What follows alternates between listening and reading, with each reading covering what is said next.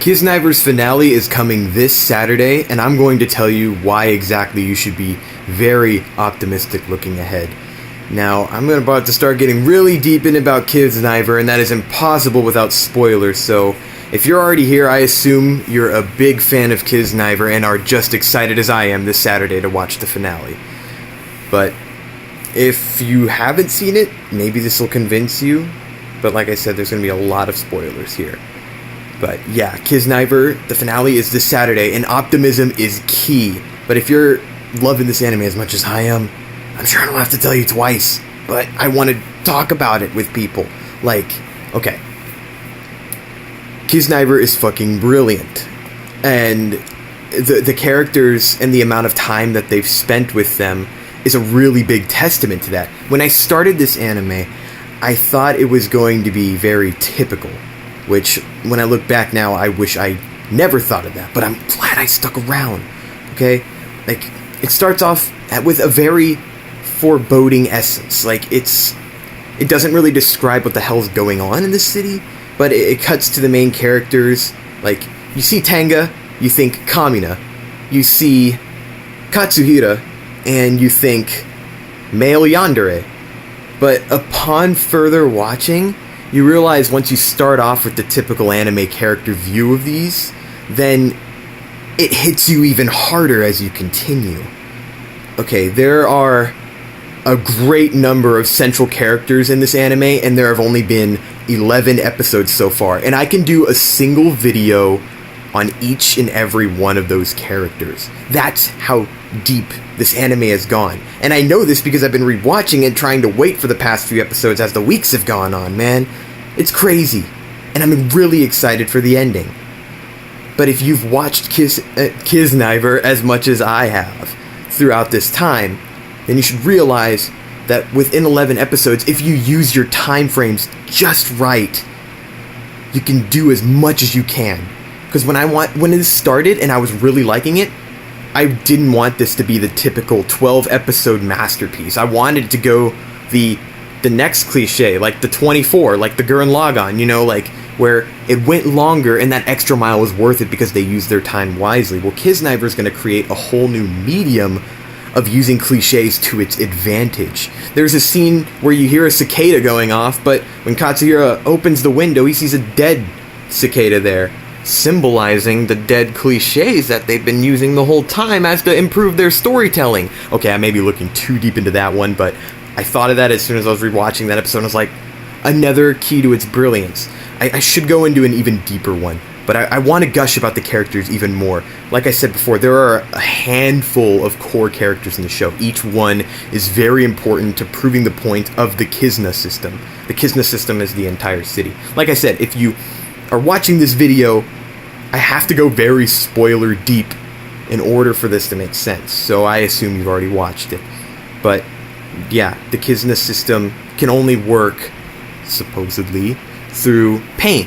Because pain is what makes everybody relate to each other. And they couldn't have proved that more effectively by getting an extremely different group of people to become friends. Now, on paper, that sounds nearly impossible to do in a real-life situation, but the order that they've executed the events in this anime, it makes it seem possible. I'm going to just go over brief character descriptions of each of everyone. Katsuhira, very mysterious, but he has a past, but he is not aware of human emotion. Chidori has a crush on Katsuhira for a very long time. They're childhood friends, and she's a goody two-shoes. Nico, she's eccentric, but she's lying. She's that typical lolly anime character that you'd always see, but she uses that as a means to say, I want to be friends with people. In a way, too, there is a twist later on in the episodes that she was actually the most real one of all. Because her secret in episode 2 was that she doesn't believe in fairies, and everyone else was like, that's not the weirdest thing that's happened today. And she was just happy that people accepted her, because she went through all of these hoops to get people interested in her, because she has a rich family, and she thought being eccentric was the only way people would look at her. But thanks to this crazy Kiznaiver situation, she revealed that secret and thought it would be the end of her, but she was just happy that everyone listened. And Yuta, number 4, Yuta. Yeah, we're still going. There's a lot of core characters. Yuta is that typical guy who thinks he looks good, and everyone, like all the girls, follow him because of it. He's like the cardboard cutout of like what girls would fangirl about in a shoujo anime. Please don't kill me, female fans. But yeah, and his secret, and revealed in episode 2, he was chubby in middle school. And when they revealed the picture, everyone's reactions, and Yuta's trying to hide it, that was his introduction. Because in episode 2, oh my god. Yeah, you already know. You've seen the anime. I don't want to go too far into it. But yeah, Yuta, he's fake. He's really fake. And he kept it so hidden from everyone in school. No one knows he was chubby in middle school, and that's exactly what he wanted. But since the Kiznaiver, like everything that was put together for them to do their introductions, was set up perfectly for Yuta, because now he knows that they have that secret on him. And even Nico, she played that trick on him. Like, she has the picture saved on her phone, and she even showed it to Yuta in a subtle way to try and get him to go with them so they can talk. Because Yuta's like, I would never be seen in school with you weirdos like Tenga and Nico. Okay, I'm done with Yuta now. I can go on and on about the characters. Like I said, each one can have their own video, which is why I'm excited for this final episode. It can give me an excuse to review this damn anime. But, okay. Tenga, his name's come up a lot. Tenga's basically Kamina. But there's way more to him than that. If you've seen Gurren Lagann, and you watch the opening of this anime, you know which one's Tenga. It's that similar. It's Studio Trigger, Gynex, Inspiration, blah. And then, I want to go so much more into Tenga. I feel like I'm not giving him enough credit. But let's go into Maki. That's number 6. I'm holding the camera with my other hand, but this is number 6.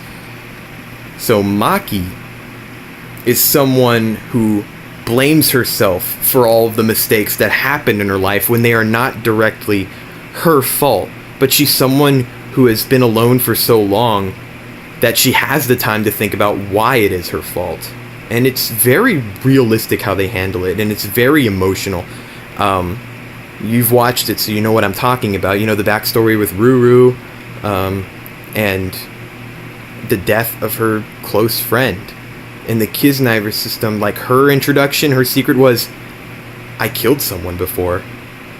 And after the pause, she immediately says, just kidding. You know, but the look in her eyes, everyone believed it. Even I believed it the first time I heard her say that line. That was like some Tokyo Ghoul eyeball shit right there. I don't know, I've never seen Tokyo Ghoul. But, you know, her character, I understand it. And we've only done 11 episodes, and I'm able to go this far and to say as I understand these characters. I really do. But that's number 6. Now, we're getting to the comic relief, and in my opinion, probably one of the best written characters. You ever said that about a comic relief? But things start getting really heavy-handed towards the second half, and how his character was written early on, it's perfect for him to shine. And it's Hisomu, number 7, purple hair, and he loves pain. Now, the Kiznaiver, as Kiznaivers, they are attached by their pain. And he was introduced after they all did their introductions, so he never had to do it. And one of their missions was to track down the 7th Kiznaiver, which was Hisomu. So, in the beginning, like, since Katsuhira can't feel pain and Hisomu loves pain, they used that to their advantage to stop him. Yeah, it was ridiculous. I loved it. It was really funny. Also dangerous. This anime confuses you how to feel sometimes. And as everyone's breaking down, feeling emotional pain, Hisomu is the one who keeps himself level-headed. Like, Katsuhira is just balled up on the couch after all the shit that went down, and Hisomu just walks up with a bag of, like, convenience store items, and he's like, I even bought a can opener, too. And he's like, just drink it. It'll feed you. You know, we don't know how long Katsuhira was sitting on that couch, but it was probably long enough for Hisomu to be like, okay, I gotta do something or else this guy's not.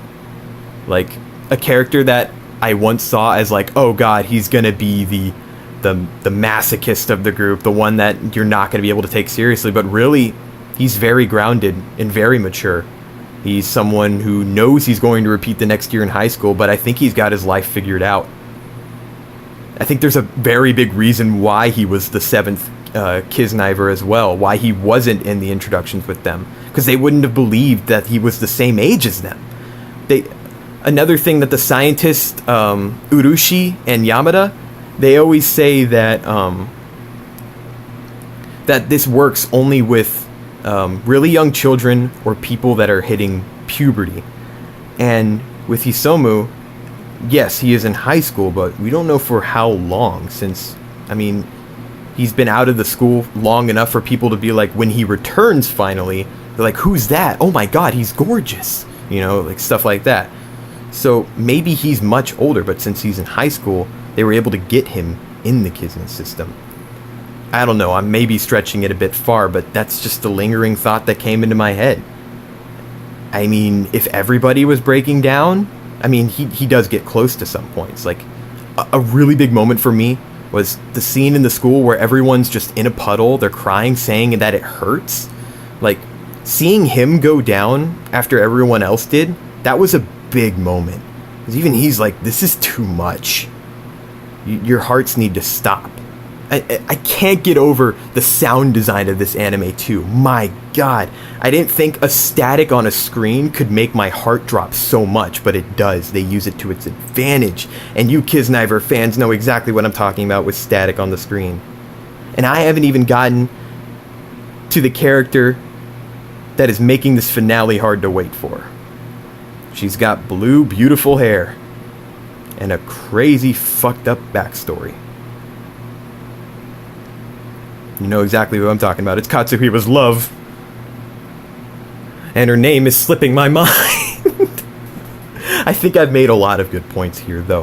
Where episode 11 ended, she's going to fuse she's going to do what she did as a kid, basically. All of those flashbacks that we've seen of Katsuhira, of her jumping off the building, are going to happen again. She's going to transfer her pain to the entire city by jumping off the highest point. And the way the Kizna system works, this was explained all in like episode 10, I think, around there. That's when all the important exposition started happening. That's how you fucking do it. But she's going instead of splitting the pain 15 ways, she's gonna split the pain out of her so much that she won't die. I think that's what she wants to happen. She's really hard to read. But Katsuhira, I think he can be able to convince her that it is possible to feel. Because that moment when you saw Katsuhira just break down and cry, while it was heart-shattering, and you had to process your life a bit more, when you're rewatching it, you realize Katsuhira was catatonic like his friends. Well, he could have been. He wasn't. But he could have been to that point. But he was just as far into the Kiznaiver system as Blue Hair Girl. I'm remembering everybody's names but her. She's a very important character. I love her. Oh my god. I'm ashamed of myself. I'm doing great so far, but I can't stop now. This is all impromptu. Anyways. I think she's going to split the pain to the entire city. And if she doesn't die, then the mayor is going to be really happy. By the way, most evil person in anime ever. That mayor, he's the worst person. He is the... No. He is inhumane. Nori-chan! She's Noriko! She's Noriko! I remembered her name, I just had to think for a bit. Yeah, Katsuhira calls her Nori-chan because they're childhood friends and it's fucking adorable, but oh my god, this anime is amazing. Okay. Be optimistic for the finale, though. I'm gonna quote Glass Reflection here. Arcada, to be more exact. Love that guy.